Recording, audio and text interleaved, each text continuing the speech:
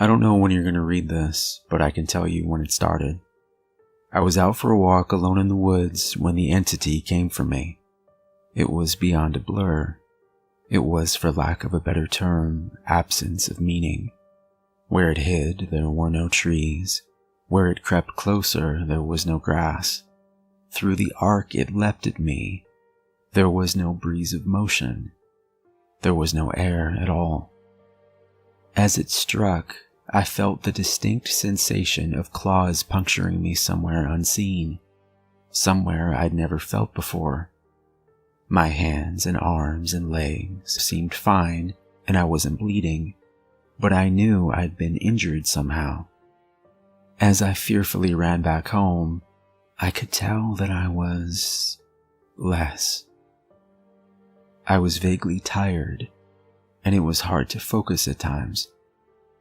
The solution at that early stage was easy. A big cup of coffee helped me feel normal again. For a while, that subtle drain on my spirit became lost in the ebb and flow of caffeine in my system. You could say my life began that week, actually, because that was when I met Mar. She and I got along great, though, to be honest, I'm pretty sure I fell in love with her over the phone before we even met. It was almost as if the strong emotions of that first week made the entity fight back.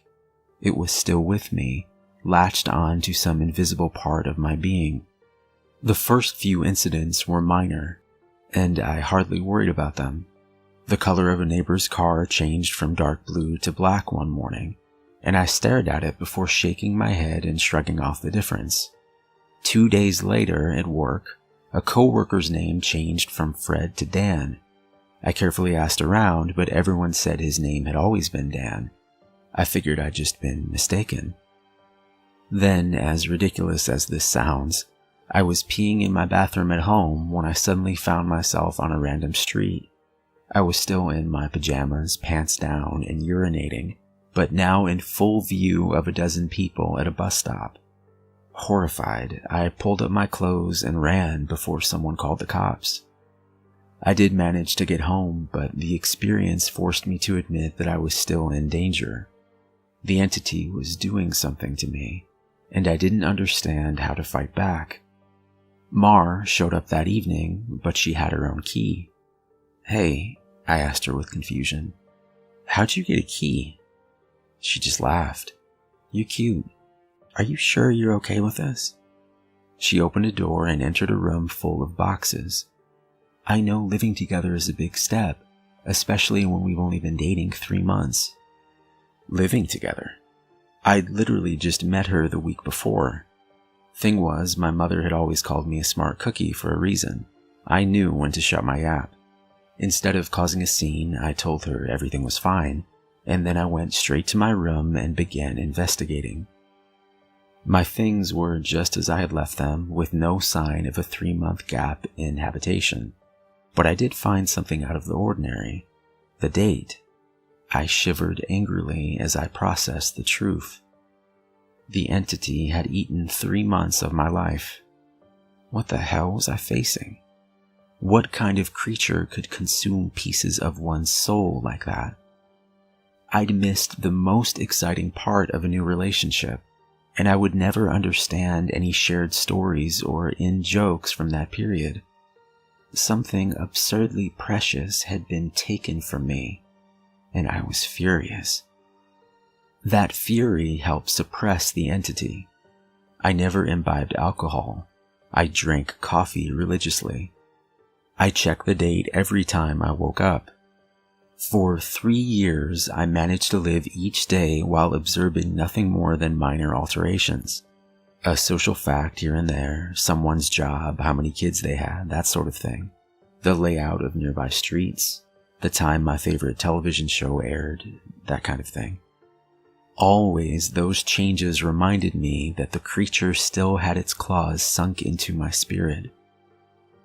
Not once in 3 years did I ever let myself zone out. One day, I grew careless. I let myself get really into the season finale of my favorite show. It was gripping, a fantastic story. Right at the height of the action, a young boy came up to my lounger and shook my hand. Surprised, I asked, "Who are you? How'd you get in here?" He laughed and smiled brightly. "Silly Daddy." My heart sank in my chest. I knew immediately what had happened. After a few masked questions, I discovered that he was 2 years old, and that he was my son. The agony and heartache filling my chest was nearly unbearable. Not only had I missed the birth of my son, I would never see or know the first years of his life. Mar and I had obviously gotten married and started a family in the time I'd lost, and I had no idea what joys or pains those years contained. It was snowing outside. Holding my sudden son in my lap, I sat and watched the flakes fall outside. What kind of life was this going to be if slips in concentration could cost me years? I had to get help. The church had no idea what to do. The priest didn't believe me and told me I had a health issue rather than some sort of possession. The doctors didn't have any clue. Nothing showed up on all their scans and tests, but they happily took my money in return for nothing. By the time I ran out of options, I decided to tell Mar. There was no way to know what this all looked like from her side. What was I like when I wasn't there? Did I still take our son to school? Did I still do my job? Clearly I did, because she seemed to be none the wiser. But I still had a horrible feeling that something must have been missing in her life when I wasn't actually home inside my own head. But the night I set up a nice dinner in preparation, she arrived not by unlocking the door, but by knocking on it. I answered and found that she was in a nice dress.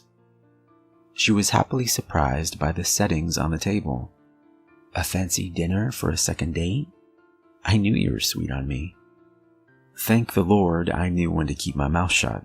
If I'd gone on about being married and having a son, she might have run for the hills. Instead, I took her coat and sat down for our second date.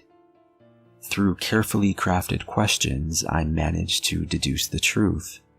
This really was our second date.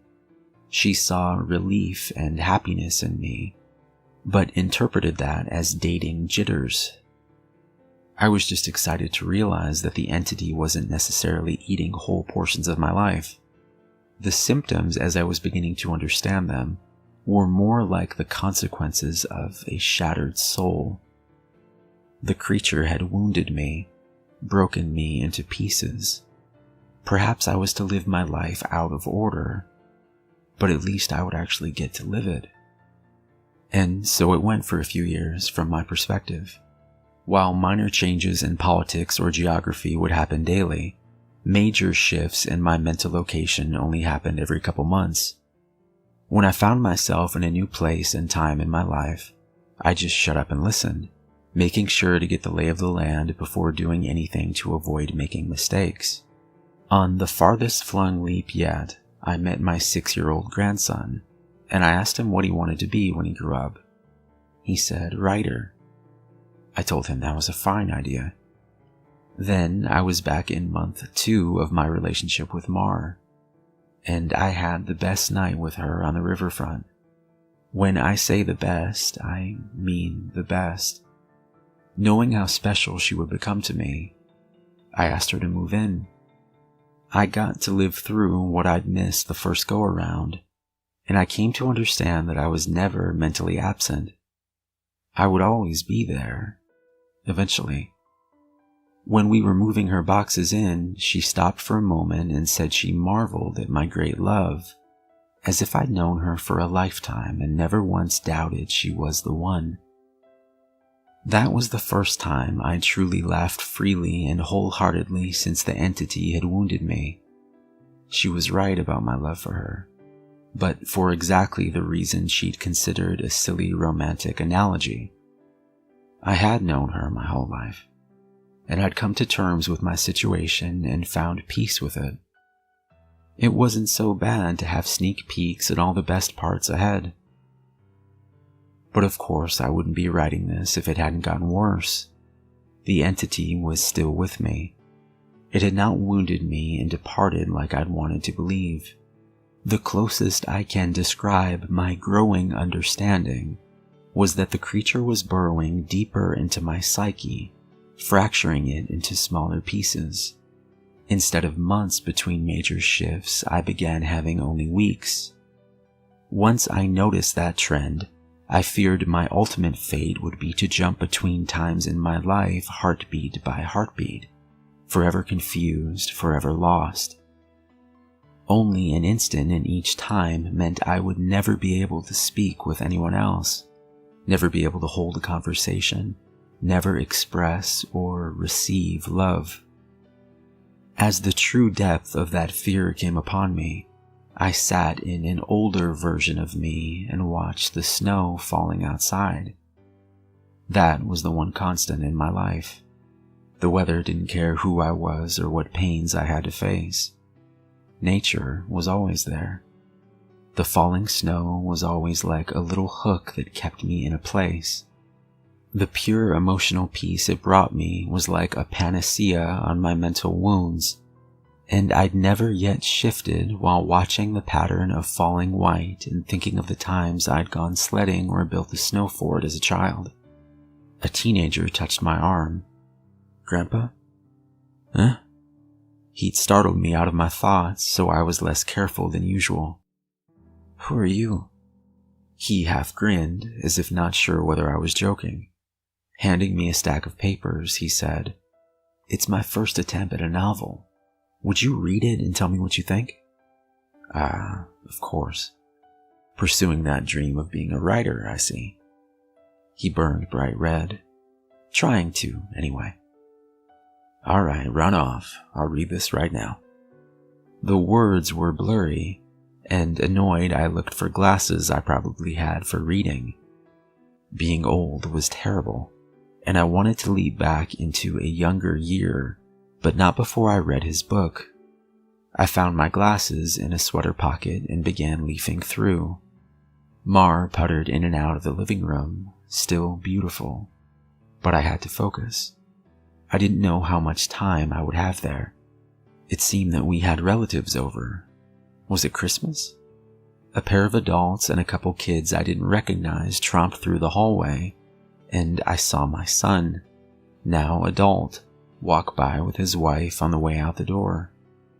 As a group, the extended family began sledding outside.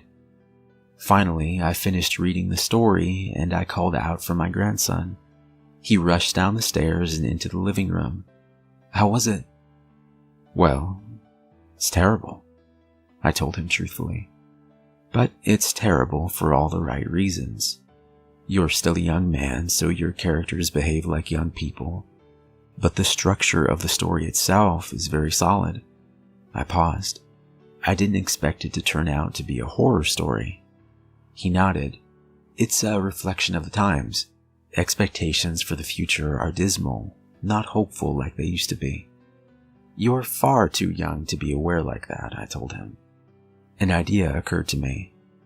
"If you're into horror, do you know anything about strange creatures?" "Sure. I read everything I can. I love it." Warily, I scanned the entrances to the living room. Everyone was busy outside.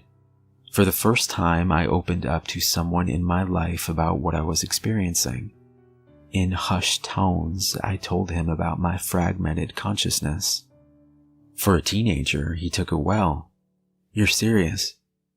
"Yes." He donned the determined look of a grown man accepting a quest. "I'll look into it, see what I can find out. You should start writing down everything you experience, build some data. Maybe we can map your psychic wound." "Wow. Sounds like a plan." I was surprised. That made sense, and I hadn't expected him to have a serious response. "But how will I get all the notes in one place?" "Let's come up with somewhere for you to leave them," he said, frowning with thought. "Then I'll get them, and we can trace the path you're taking through your own life. See if there's a pattern." For the first time since the situation had gotten worse, I felt hope again. "How about under the stairs? Nobody ever goes under there." "Sure."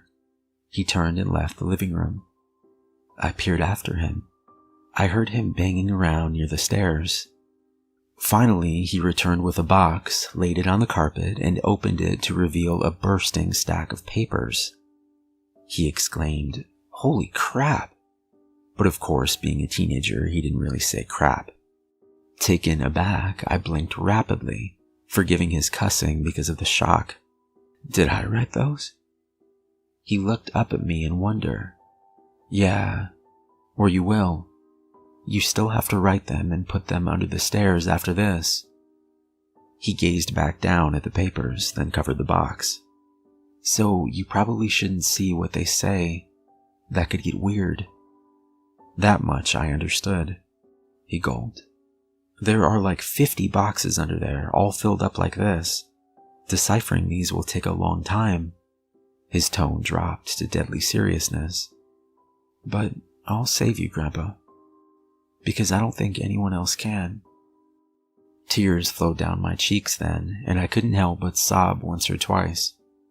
I hadn't realized how lonely I'd become in my shifting prison of awareness, until I finally had someone who understood. "Thank you. Thank you so much." And then I was young again, and at work on a random Tuesday. Once the sadness and relief faded, anger and determination replaced them. After I finished my work, I grabbed some paper and began writing. While the weeks shifted around me, while those weeks became days and then hours, I wrote every single spare moment about when and where I thought I was. I put them under the stairs out of order. My first box was actually the 13th, and my last box was the 1st. Once I had over 50 boxes written from my perspective, and once my shifting became a matter of minutes, I knew it was up to my grandson to take it from there. I put my head down and stopped looking. I couldn't stand the river of changing awareness any longer. Names and places and dates and jobs and colors and people were all wrong and different. I'd never been older. I sat watching the snow fall. A man of at least 30 that I vaguely recognized entered the room. "Come on, I think I finally figured it out." I was so frail that moving was painful. "Are you him? Are you my grandson?" "Yes." He took me to a room filled with strange equipment and sat me in a rubber chair facing a large mirror twice the height of a man. The pattern finally revealed itself. "How long have you worked on this?" I asked him, aghast. "Tell me you didn't miss your life like I'm missing mine." His expression was both stone cold and furiously resolute. "It'll be worth it." He brought 2 thin metal rods close to my arm and then nodded at the mirror. "Look, this shock is carefully calibrated." The electric zap from his device was startling but not painful.